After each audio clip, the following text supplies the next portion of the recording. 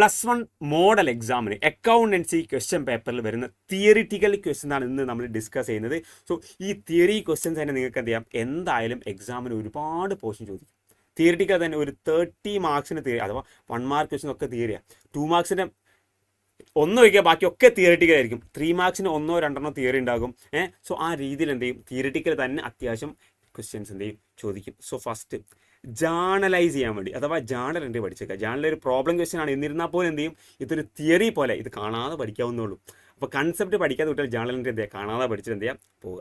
Next, ജേർണലിൻ്റെയും ലെഡ്ജറിൻ്റെയും difference. നമ്മൾ ഇന്ന് ലൈവ് ഉണ്ട്, നമ്മുടെ ഇന്നത്തെ ലൈവ് മാൻഡേറ്ററി ആയിട്ട് നിങ്ങൾ അറ്റൻഡ് ചെയ്യണം. ലൈവിൽ ഇത് വളരെ ഡീറ്റെയിൽ എന്ത് ചെയ്തിട്ടുണ്ട്, ഞാൻ ഈ ഒരു ജേർണലിൽ എടുത്ത് നമ്മൾ ഡിഫറൻസ് ഡിസ്കസ് ചെയ്തിട്ടുണ്ട്. സോ ഞാൻ ക്വസ്റ്റ്യൻസ് മാത്രം ഇവിടെ പറയുന്നത്, സോ നിങ്ങൾ ജസ്റ്റ് നോട്ട് ചെയ്ത് വെക്കാം. സോ ജേർണലും ലെഡ്ജറും നമ്മുടെ ഡിഫറൻസ്, ഇത് ഒരു 6 ഡിഫറൻസ് ഉണ്ടാകും. അതിലൊരു 3 എണ്ണമെങ്കിലും പഠിച്ചു വെക്കുക. 3 മാർക്കിൻ്റെ ക്വസ്റ്റ്യൻ ഷുവർ ആയിട്ട് നിങ്ങൾക്ക് എന്ത് ചെയ്യാൻ പറ്റും, ഇത് എക്സ്പെക്ട് ചെയ്യാൻ വേണ്ടി പറ്റും കേട്ടോ.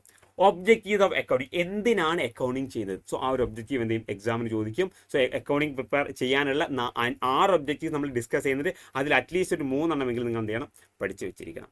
അക്കൗണ്ടിങ്ങിൻ്റെ ക്വാളിറ്റി, അക്കൗണ്ടിങ് ഇൻഫോർമേഷൻ്റെ ക്വാളിറ്റേറ്റീവ് ആയുള്ള ക്യാരക്ടറിസ്റ്റിക്സ്, അഥവാ നിങ്ങൾക്ക് 4 ക്യാരക്ടറിസ്റ്റിക്സ് ഉണ്ട്. സോ 4 നമ്മൾ എന്ത് ചെയ്യുന്നുണ്ട്, ലൈവിൽ ഡിസ്കസ് ചെയ്യുന്നുണ്ട്. ക്യാഷ് ബേസിസും അക്രൂവൽ ബേസിസും നമ്മുടെ ഡിഫറൻസ് എന്താണ്, അതുപോലെ single entry and double entry നമ്മുടെ ഡിഫറൻസ്. സോ ഈ ഒരു ഡിഫറൻസ് നിങ്ങളുടെ 2ാമത്തെ ചാപ്റ്ററുമായി റിലേറ്റ് ചെയ്താണ്. സോ അതെന്ത് ചെയ്യണം, പഠിച്ചു വെച്ചിരിക്കണം. നെക്സ്റ്റ്, എന്താണ് പെറ്റി ക്യാഷ് ബുക്ക്?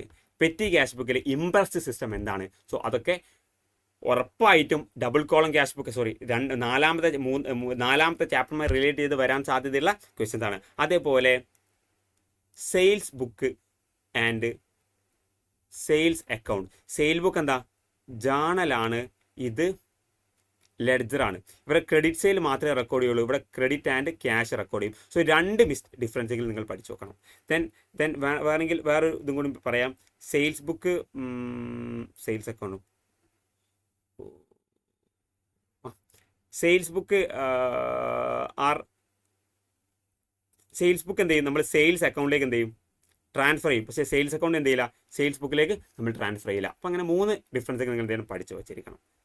നെക്സ്റ്റ്, BRCയിലെ ഡിഫറെൻറ്റ് കോസസ്.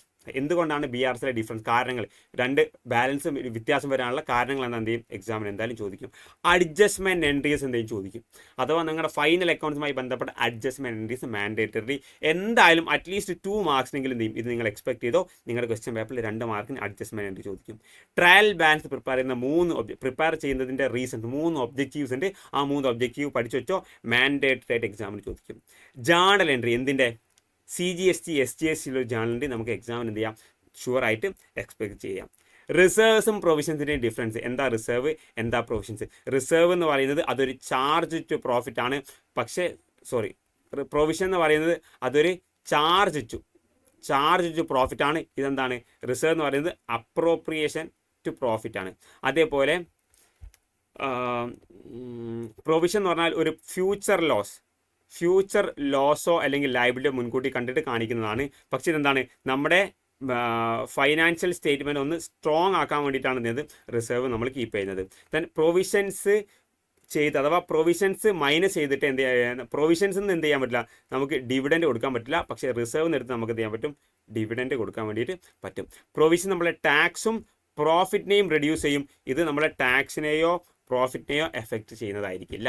അഥവാ ഡിവിസിബിൾ പ്രോഫിറ്റിനെ മാത്രമേ റിസർവ്സ് എഫക്റ്റ് ചെയ്യുന്നുള്ളൂ. സോ ഈ ഒരു ഡിഫറൻസ് നിങ്ങൾ എന്ത് ചെയ്യണം, നിർബന്ധമായിട്ടും പഠിച്ചു നോക്കണം.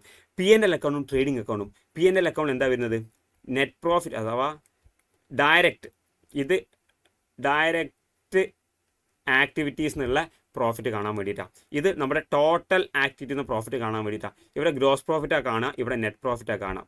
ഇവിടെ